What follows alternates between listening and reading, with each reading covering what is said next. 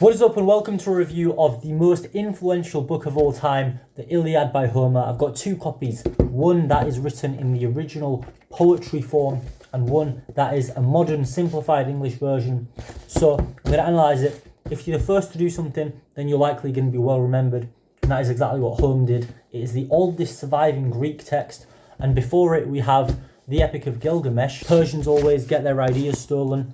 Like those mathematicians that had their ideas stolen. Pythagoras theorem, I think he didn't actually invent that. So let's get right into it and dive into the Iliad. We need to think about why stories are actually told. And this book wasn't actually meant to be written down. It was recited by people talking to each other. And storytelling is so important for humans to give each other morals, like how to live, and to pass on knowledge to later generations, and to just enjoy, have fun. It was only quite recently, on the grand scheme of things, that they started writing things down to preserve them easier in case someone forgot to carry on the oral tradition. So there were books before the Iliad in Greece, but they didn't survive.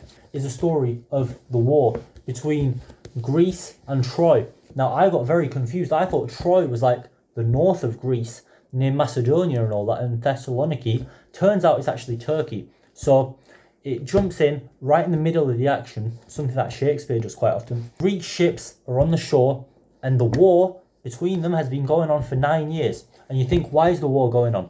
Because someone stole someone else's girl. The prince comes over to one of the Greek kings for a nice little friendly visit, and then he ends up accidentally stealing the woman of Troy. And later on in the book, she actually regrets leaving the Greek for the Trojan. Read some more context, that the most beautiful woman in the world that they're fighting over might actually have some divine, godly presence to her. She might actually be part of a god. There are so many characters mentioned by name, about 100. So you got Achilles, the warrior. Agamemnon, the brother of Achilles, is the most powerful king of Greece. He owns the most land. You got Priam, the king of Troy, and he has about 100 sons. And his favourite son is the warrior Hector. And his least favourite son, that he wishes that he never had, is the son that actually stole Helen, because he blames him for starting this war and not helping and not being very manly. Both sides are getting fed up. Is it ever going to finish? And then a small disagreement pops up between Achilles and Agamemnon. Agamemnon says, right, give me your slave. Doesn't accept any apology. He doesn't accept Agamemnon trying to give him the slave back. He says, right, I'm going to stay in my hut and I'm not going to fight. You guys can go fend for yourselves. It's not just them. It's the gods. Now, yeah, this book, it has a lot of divine intervention. And it gets annoying. I mean, you're looking at a fight. The guy's about to get hit with a spear. Oh no, a god has just popped up from the sky, took the guy in a cloud back to his home, and now he's sleeping. Right, that is a bit unfair. The modern idea of what gods are is completely different to Greek mythology. They have a hierarchy of gods.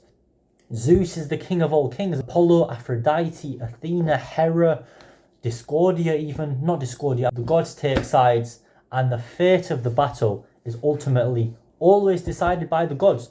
And there's a level of dramatic irony to this, which is quite advanced. I mean, we, the reader, know what's going to happen way before the characters do. But the characters are also self-aware because they pray to the gods. They know that the gods are on their side. Now, coming back to the idea of gods for a second, let's just say the mum of Achilles is also a goddess. So, she comes to Achilles, she says, I really don't want you to fight in this war at all.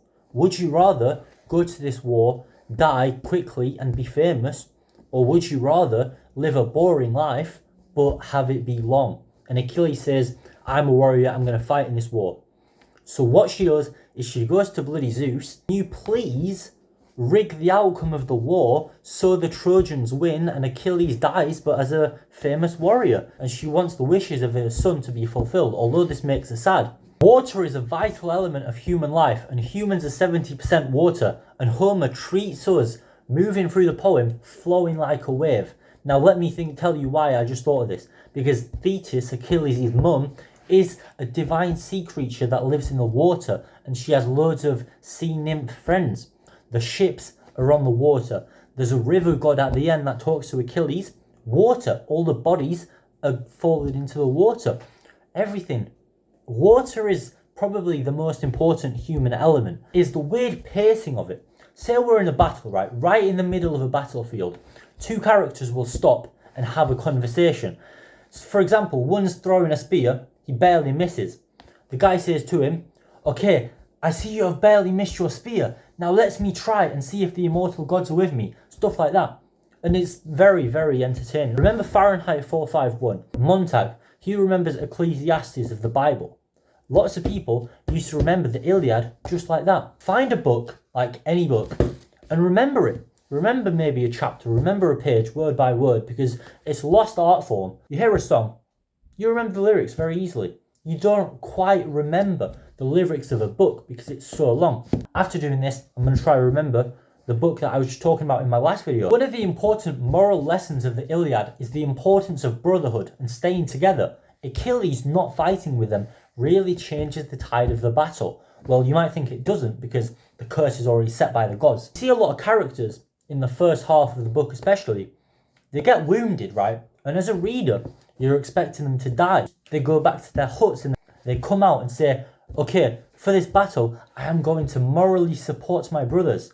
Maybe if I shout to them, they will be braver and stronger in battle. Don't always be alone.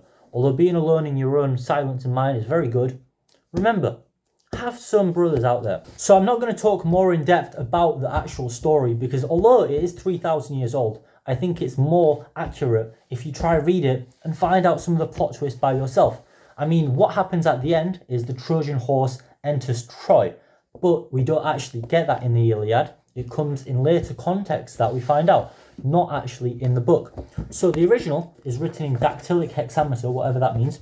I just remember it as having rhyming couplets. So at the end you can see skies replies, hi I, came dame, no below. The version that I love is Barbara Leonie Pickard.